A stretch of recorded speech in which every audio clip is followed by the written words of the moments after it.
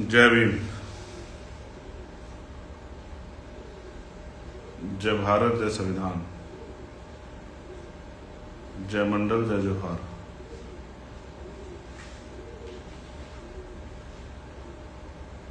आज का ये महत्वपूर्ण लाइव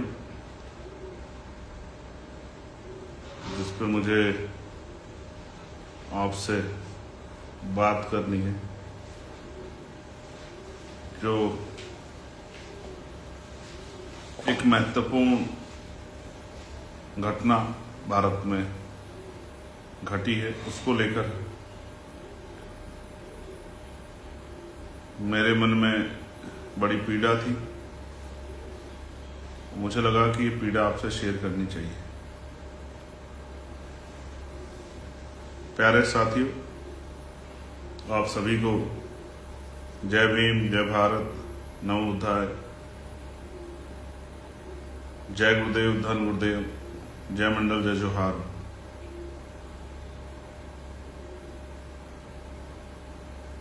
मैं सभी संतों, गुरुओं और महान पुरुषों को नमन करता हूं, जिन महान पुरुषों ने अपने जीवन का एक बहुत महत्वपूर्ण योगदान एक समय और अपना पूरा संघर्ष हम लोगों के लिए किया है। प्यारे साथियों, देश पे एक विपदा की घड़ी आई और इस विपदा की घड़ी में हम सब लोगों को एकजुट होकर देश के साथ खड़ा होना चाहिए, क्योंकि बाबा साहब अम्बेडकर ने भी कहा था कि हम प्रथम और अंत्य भारतीय हैं। प्यारे साथियों, जो आज पीड़ा हमारे देश में हुई है, जिसमें हमारे देश के 26 निर्दोष भारतीयों का खून बहा है, जब मैंने सुना तो मुझे बड़ी चिंता हुई और मैं सो नहीं पाया। मैंने लगातार कोशिश की कि घटना पे मेरी निगाह बनी रहे, और क्योंकि तत्कालिक रिएक्शन जो है बिना जानकारी के वो बड़े कठिन होते हैं, इसलिए तत्कालिक रिएक्शन ना देकर मैं इंतजार करता रहा कि सरकार क्या क्या कर रही है। प्यारे साथियों, एक बात मैं स्पष्ट कर देना चाहता हूं कि हमारे 26 निर्दोष नागरिकों पर जो हमला हुआ है, उनकी जो शहादत हुई, इस विषय को किसी भी तरह स्वीकार नहीं किया जा सकता है।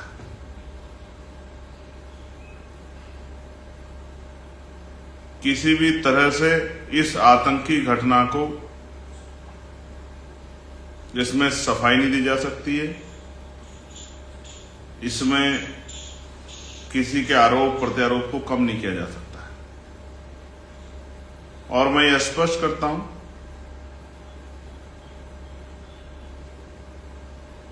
ये हमला हमारे देश पे हमला है, हम सब पे हमला है। इसलिए पार्टी की गाइडलाइन से ऊपर उठ के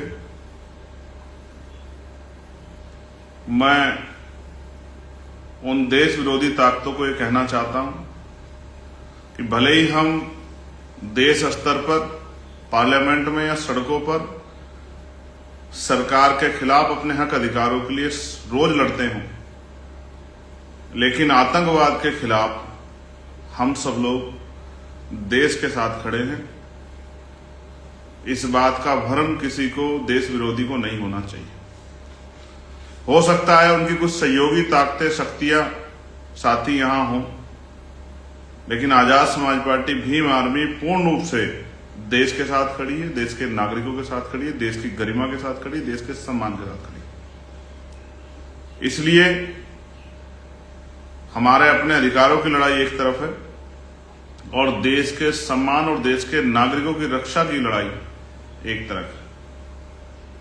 इसलिए मैं देश विरोधी सभी ताकतों को बताना चाहता हूं, जिनको ये भ्रम हो कि हम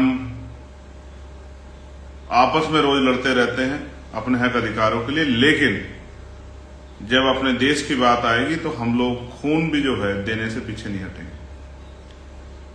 इसलिए मैं इंतजार कर रहा हूं कि सरकार किस तरह के और सख्त कदम उठा के आतंकवाद पर कड़ा रुख अपनाते हुए इस पर रोक लगाने का काम करेगी। मैं आदरणीय प्रधानमंत्री जी से भी, गृह मंत्री जी से भी, रक्षा मंत्री जी से भी ये मांग करता हूं कि ये देश में ये आखिरी आतंकवाद की घटना होनी चाहिए, इसके बाद कोई आतंकवाद की घटना ना हो। ये जिम्मेदारी सुनिश्चित करना आप लोगों का काम।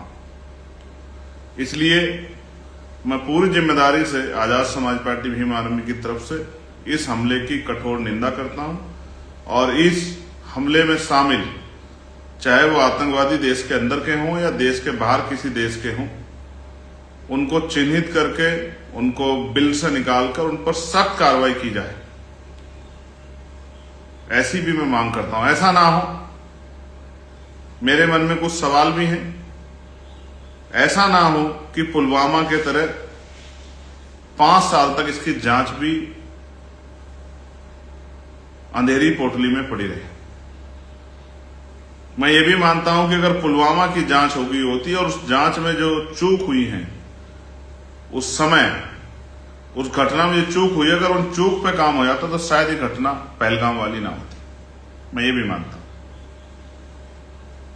मैं ये भी मानता हूं कि कुछ कहानियां भी ऐसा लगता है जैसे रची गई, हालांकि मैं देश के साथ खड़ा हूं, जिनमें धर्म के आधार पर हिंसा की बात की गई, लेकिन वहां मैं ये भी मानता हूं कि आतंकवाद का कोई चेहरा नहीं होता, उसका कोई मजहब नहीं होता, उसकी कोई जाति नहीं होती, उसका कोई जो है उसके दिल में आतंकवादी साधु नहीं होते, संत नहीं होते हैं।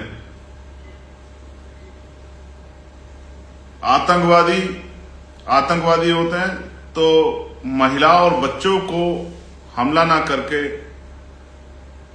जिस तरह की बात बताई गई सिर्फ पुरुषों पे हमला किया गया, ये भी कई सवाल खड़े करता है।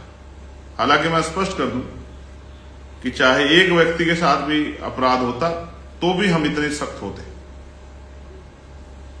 साथियों, गंभीरता से हमें इस बात पे नजर रखना है कि सिर्फ इस वजह से कि सरकार कार्रवाई कर रही है, इससे सरकार का अपराध भी कम नहीं हो जाता। वहां की पूरी सुरक्षा की जिम्मेदारी केंद्र सरकार पे है। केंद्र सरकार ने लापरवाही क्यों बरती? मुझे जानकारी मिली है कि इंटेलिजेंस रिपोर्ट थी, इंफॉर्मेशन थी कि इस तरह से टेररिस्ट होटल में रुक रहे हैं। फिर जहां इतने टूरिस्ट पहुंचे हुए थे, वहां पर सुरक्षा व्यवस्था क्यों मजबूत नहीं थी? सीआरपीएफ, सेना, जम्मू कश्मीर पुलिस, राष्ट्रीय राइफल्स, 4 सुरक्षा भेदी जो चक्र है, उसमें कश्मीर है, हमारा बॉर्डर है। फिर अचानक ऐसा क्या हुआ कि सारे सुरक्षा चक्र को भेजते हुए आतंकवादी पहलगाम तक चले आए। और मैं आपको यह भी याद दिलाना चाहता हूं, पहलगाम वो जगह है जहां से अमरनाथ जी की यात्रा जो है वो होकर गुजरती है, और बहुत जल्द अमरनाथ जी की यात्रा भी चलनी। तो मैं प्रधानमंत्री जी से यह भी मांग करता हूं कि आप लापरवाही ना करें। अमरनाथ यात्रा में किसी तरह की त्रासदी ना हो, किसी तरह की कोई घटना ना हो जाए, लोगों के, श्रद्धालुओं के साथ कोई हमला ना हो, हिंसा ना हो। इसलिए बड़ी जिम्मेदारी से सख्त कदम उठाने की और आतंकवाद को चोट देने का समय अब है, उस पर आपको काम करना चाहिए। हालांकि प्यारे साथियों, मैं तो ये मानता था कि जब 370 हटाई गई, जब नोटबंदी की गई, जब यूनाइटेड टेरिटरी बनाई गई, तो ये कहा गया कि मिशन ऑल आउट चल रहा है, अब आतंकवाद वहां जड़ से खत्म हो गया, आतंकवादी भाग गए हैं। नोटबंदी से केंद्र सरकार ने आतंकवाद की कमर तोड़ दी थी। फिर ये अचानक से कहां से आतंकवादी आ गए जिन्होंने हमारी कमर तोड़ दी, हमारे लोगों को खून के आंसू रुला दिया। मैं इन परिवारों के बारे में सोचता हूं जिन परिवारों ने अपने घर के लोग खोए हैं, किसी ने अपना बेटा खोया, किसी ने अपना पति खोया, किसी ने अपना भाई खोया। मैं उनके बारे में, किसी ने अपना पिता खोया, मैं उनके बारे में सोचता हूं, उनके दर्द के बारे में सोचता हूं तो बड़ी चिंता होती है। लेकिन मैं मानता हूं कि अगर सुरक्षा में चूक नहीं होती तो शायद आज वो हमारे बीच जिंदा होते। इसलिए मैं केंद्र सरकार से मांग करता हूं कम से कम 1 करोड़ रुपए का मुआवजा प्रति परिवारों को दिया जाए और उनके मन को शांति के लिए अपराधियों पे, आतंकवादियों पे सख्त कार्रवाई की जाए। लेकिन यह भी समझ नहीं आता, जहां जम्मू एंड कश्मीर में चप्पे चप्पे पे सेना का जवान, सीआरपीएफ का जवान, कश्मीर पुलिस का जवान, राष्ट्रीय राइफल्स का जवान दिखाई देता है, तो इतने बड़े स्थान पर कोई भी एक सुरक्षाकर्मी ना होना और आतंकवादियों का चुप आसानी से आना, 40 मिनट तांडव करना और फिर बिना मुठभेड़ के चला जाना, यह भी मेरे मन में बड़ी चिंता पैदा करता है कि ऐसी इतनी घोर लापरवाही क्यों हुई। फिर मीडिया का जिस तरह से धर्म आधारित प्रोपगंडा चलाना और उस प्रोपगंडे की आड़ में देश में हिंसा का माहौल, गृह युद्ध जैसा माहौल बनना, कश्मीरी बच्चों को, चाहे वो पंजाब में रह रहे हो, चाहे वो हरियाणा में रह रहे हो या उत्तराखंड में रह रहे हो, दिल्ली में रह रहे हो, उन पर हमला करना। ये आज जरूरत ये थी कि देश को एकजुट होकर, जब देखिए महसूस कीजिए, जब किसी घर पे प्रहार होता है तो घर के लोग आपस में नहीं लड़ते, तो देश को एकजुट होकर आतंकवाद के खिलाफ लड़ना था। लेकिन देश तो अपने देश के अंदर लड़ रहा है। कहीं मुसलमान को जो है फेरी वाले मुसलमानों को पीट दिया, आगरा में गोली चला दी, 26 का बदला 26 सोचे रहे। अपने देश के लोगों से क्यों लेना चाहते हो? आतंकवादियों से जाकर लोहा लो जिसको लेना है, सेना में भर्ती हो जाओ, सेना में भर्ती होकर लोहा लो। तो ये भी समझना है कि आज देश को एकजुट होकर आतंकवाद के खिलाफ लड़ना है, ना कि देश के लोगों के खिलाफ लड़ना है। अगर मुसलमान इतने बुरे हैं तो सबसे पहले भारतीय जनता पार्टी अपनी पार्टी से मुसलमानों को निकाले, अपने मुसलमान लीडरशिप को। अगर वो इतने बुरे हैं, जिनको राज्यसभा में भेजा है, जिनको आरएसएस ने जो अपना मोर्चा बनाया, राष्ट्रीय मुस्लिम मोर्चा, पहले उसको खत्म करें, तब तो माना जाए कि भाजपा जो है मुसलमानों से नाराज है, मुसलमानों के ऊपर जो है हमला कर रही है। लेकिन अपनी पार्टी में मुसलमानों को रखकर अभी कुछ दिन पहले वक्फ के नाम पर मुसलमानों के हितैषी बनने के लिए कानून लाकर, कि हम कानून ला रहे हैं उनके हितैषी होने का, और अब प्रायोजित हिंसा कराकर जो है देश का माहौल और चुनावी एजेंडा सेट करने का जो काम किया जा रहा है, इससे भी हमारे लोगों को समझदार होना चाहिए। एक तरफ अभी 1 महीने पहले वक्फ पे रात को 2:30 बजे तक पार्लियामेंट चलाकर 3 बजे तक इतिहास रचने काम कर रही थी सरकार, कहती मुसलमानों के हितैषी हैं, और अब उन्हीं की पार्टी के लोग एजेंडा चला के मुसलमानों के खिलाफ उनको पीटने का, कश्मीरी बच्चों को पीटने का काम कर रहे हैं, या मुसलमानों को पाकिस्तान से जोड़। हमारे देश के मुसलमानों का पाकिस्तान से क्या मतलब है?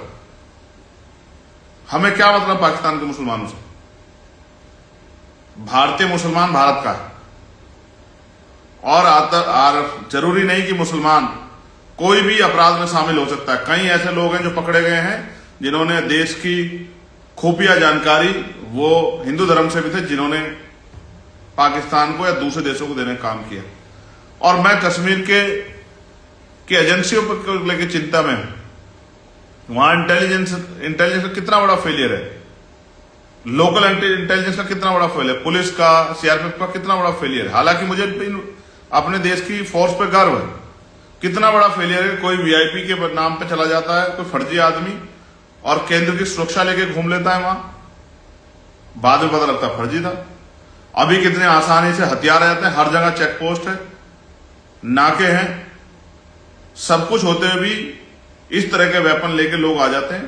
बड़ी चिंता का सबब है, मन में बड़ी पीड़ा, कितने लोगों की जान चली गई और हम हाथ पे हाथ धर के बैठे रहे, और वो आए मारकर चले गए। कितना हीरोपन हुआ, कोई मुठभेड़ नहीं हुई, सिंगल गोली नहीं चली। मैं ये चाहता हूं, मेरे मन में इच्छा है कि इन अपराधियों को, आतंकवादियों को पकड़ा जाए और इनको फांसी की सजा दी जाए, जिससे कि अपराध करने से पहले 1000 बार उनके पैर कांपे जो आतंकवाद में लिप्त होकर या जिनका ब्रेन वॉश करके जो है, चाहे वो देश के हों, देश से बाहर किसी देश के हों, जिनको हथियार बना के देश में हिंसा कराई जा रही है और देश के लोगों का खून बहा जा रहा है। मुझे ये भी पता लगा मीडिया के द्वारा पीड़ितों को सुनने के बाद कि साहब उन्होंने धर्म देख के मारा। ये कौन सा मजहब है जो धर्म देख के मारने को सही सिखाता है? ये मुझे भी जानकारी मिली कि 1.5 घंटे तक ना कोई एम्बुलेंस पहुंची, ना कोई सुरक्षा का जवान पहुंचा। ये बड़ी चिंता का सबब है। जहां घाटी में एक गोली की आवाज मीलों दूर तक जाती, वहां इतनी फायरिंग हुई, तो लोगों की जान चली गई, तांडव हुआ सबका। मैंने सुना कि अगर कोई आ जाता, 1.5 घंटे लोग तड़पते रहे, मेडिकल फैसिलिटी मिल जाती, लोगों की जान बच जाती। ये बड़ा चिंता का सबब है।